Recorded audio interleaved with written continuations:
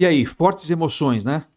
Você acompanhou a trajetória de Samuel, de Saul e de Davi, os principais personagens, embora não os únicos, mas os principais personagens desse primeiro livro. Agora o livro continua e você vai encontrar o foco sendo mudado para o próximo rei, que é Davi. Diferentemente dos descendentes de Davi, que vão, por questão hereditária, assumir o trono, muda a dinastia. Saul é rejeitado, entra Davi no seu lugar. E agora o foco vai ser o reinado de Davi. Nós já conhecemos bem, já andamos aí, alguns calculam aí 12, 13, 14 anos, desde que Davi foi ungido rei lá por Samuel, até o momento em que ele vai ser elevado de fato ao trono. Então, talvez 13, 14 anos se passaram ali, mas o reinado vai começar agora. Vamos ver então as divisões de segundo Samuel. Nós vamos chamar o segundo Samuel de o maior rei de Israel.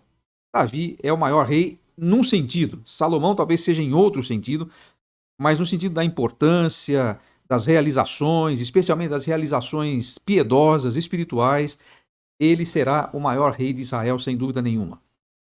Ele vai ser, inclusive, o padrão dos outros reis quando a gente for estudar os livros dos reis. Então, quais são as divisões que nós vamos fazer aqui? Primeiro, a ascensão de Davi ao trono.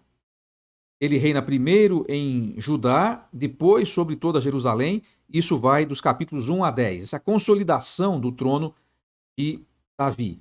Depois nós temos o pecado de Davi, e quando nós dizemos aí, ele perde sua maior batalha. Aquele problema lá com Batseba, capítulos 11 e 12. E esses dois capítulos, eles vão ser chave para tudo que vai acontecer na vida de Davi a partir daí. Terceira divisão, o declínio.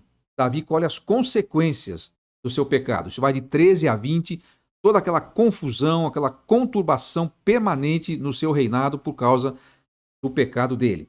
Até que no final do livro, 21 a 24, nós temos cenas do encerramento do mandato dele, digamos assim, né? O término, Davi encerra o mandato. Agora, é muito importante você observar nessas divisões que há uma dinâmica que vai seguindo a vida de Davi. Ele começa super bem, ele vai muito bem. Esse começa super bem tem que ser levado em conta o seguinte: Davi não era unanimidade na sua época. Não é incrível isso? Quem é que fala de Davi hoje sem falar bem de Davi? Davi é talvez o maior personagem, depois de Moisés, do Velho Testamento. As pessoas dizem assim que se você falar mal de Davi para um judeu, você apanha. Se você falar mal de Jesus, é capaz de você ser aplaudido. Mas se você falar mal de Davi, você vai apanhar. Ele é um grande ícone da história. Mas nem sempre foi assim. E os primeiros capítulos de 2 Samuel vão demonstrar isso. Olha, ele foi ungido quando ele ainda era um menino como rei. Ele teve que esperar o seu momento, teve que esperar Saul ser deposto daquela forma tão trágica para poder assumir o trono. Mas quando ele imaginava que agora meu inimigo acabou, eu vou chegar e vou dominar tudo, não foi bem assim. Você vai ver lá nos primeiros capítulos que houve ali guerra entre as facções de Davi e os descendentes de Saul. Não foi assim que de um dia para outro ele já estava no trono, não. Ele teve que passar por poucas e boas até conseguir consolidar todo o seu reino.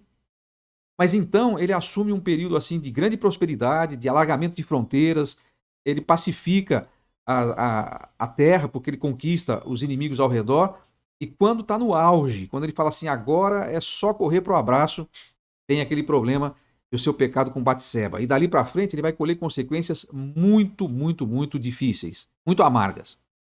É muito importante você observar tudo isso na vida de Davi. Apesar de tudo isso, Deus encerra o livro fazendo uma aliança eterna, que ele mesmo, o próprio Deus, é quem vai garantir. Então, esse livro de Samuel, segundo livro, é muito importante na história da revelação, da concretização do trono de Davi, como vai ser chamado tantas vezes nas Escrituras. E você vai entender por que Deus o chama um homem segundo o meu coração. Não é porque ele era um homem perfeito, não é porque ele era um homem que não pecou, pelo contrário, ele fez coisas gravíssimas. Mas ele tinha o seu coração voltado para o Senhor e o Senhor lhe garante um trono eterno, uma casa eterna. Isso nos ensina muito. Isso nos ensina que a última palavra não é nossa. A última palavra não é daquilo que nós somos capazes de fazer. A última palavra sempre é do Deus toda a graça. Isso vai ficar muito evidente nessas histórias tão empolgantes e tão cheias de energia, de movimento, de ação. Se você gosta de filme de ação, pode assistir bem o filme de 1º e 2º Samuel, que você vai sair satisfeito. Agora nós vamos para o livro dos Reis. E aí a história vai continuar, mas muita coisa vai ser diferente quando a gente chegar nesse livro.